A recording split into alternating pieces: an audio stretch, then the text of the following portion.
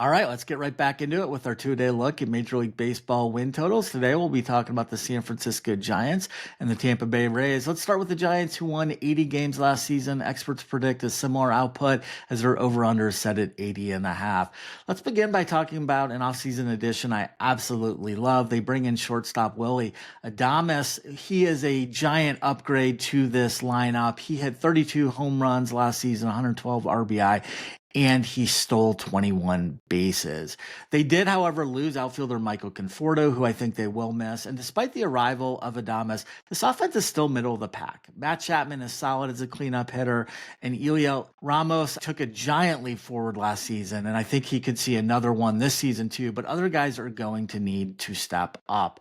From a rotation standpoint, their other offseason key addition was bringing in veteran Justin Verlander, who's getting older, but he still has solid stuff. And I think slotting him in at number 2 will be just fine. He joins Logan Webb, their number 1 true ace. Love this guy. He's so good. He finished second in Cy Young voting back in 2023 and 6th last season. The issue is the rest of the rotation is average at best, especially after losing Blake Snell in the offseason. So I'm a little worried about their starting rotation from top to bottom. On the bullpen side, I absolutely love Ryan Walker as their closer. He was dominant last season with a 1.91 ERA, 0.85 whip, a 10-4 record, 21 holds, 10 saves.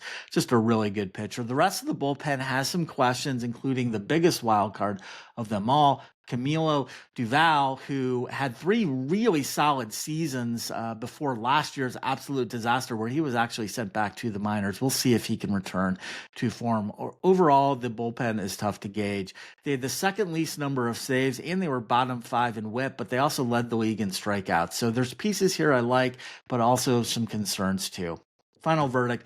I wish they would have brought in more than just Adames and Verlander. The rotation is thin after their top 2. The bullpen has talent, but also some inconsistency. And this is a tough division. I really think the Dodgers and D-backs are going to be strong. So this one's tough. Could go either way. I see a similar team to last year. We're actually going to lean toward the under 80 and a half wins, and we're going to give it just 1 baseball on the confidence meter. All right, let's now shift to the AL, talk about the Tampa Bay Rays, who unfortunately, like the Athletics, will be playing in a minor league stadium this season. Tropicana Field had some damage. Also just came out recently that the Rays were going to build a new stadium, but that might be put on hold now. So we could see the Rays relocated in the coming years. But on the field, let's talk about some key additions, some prospects in their offense overall. I love Ha-Sung Kim. He's a solid addition. I think he'll help stabilize the infield. He's injured right now, but I think he should return soon.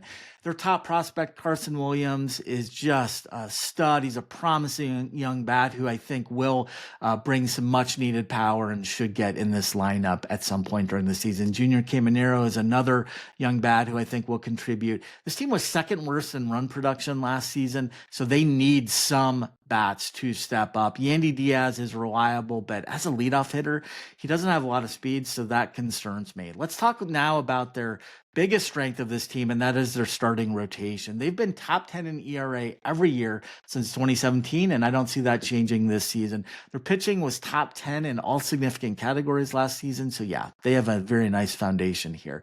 Rotation is elite when healthy, but that's the key. Can this group stay healthy? Shane McClanahan is a stud number 1, but he was out all of last season due to Tommy John surgery. So if he can return successfully, I love what this unit has because they have a lot of depth. I especially like Ryan Pepio and Shane Bass. Their bullpen should also be strong, albeit with a few more question marks than their starting rotation. Edwin Uceta had a dominant 2024 with a 1.53 ERA and a 0.83 whip. Closer Peter Fairbanks took a step back last year, but he's still solid, and they have young arms like Hunter Biggie and Manuel Rodriguez who provide depth. I think this group overall should be fine. All right, the final verdict. Biggest X factor here is the health of their starting rotation. Their farm system is elite, and they're going to need some young guys to step up, but I think they might. The Rays always find a way to win. Last year was their first losing season since 2017, and I just don't expect 2 in a row. And despite them scoring the second least number of runs last season, their offense should be better, and because of that, I think their win total will be better. So we are going to take the over 81 and a half wins, and we're going to give it 2 baseballs on the confidence meter. That's all I got today, CMA Nation. We'll be back tomorrow with 2 more. See ya.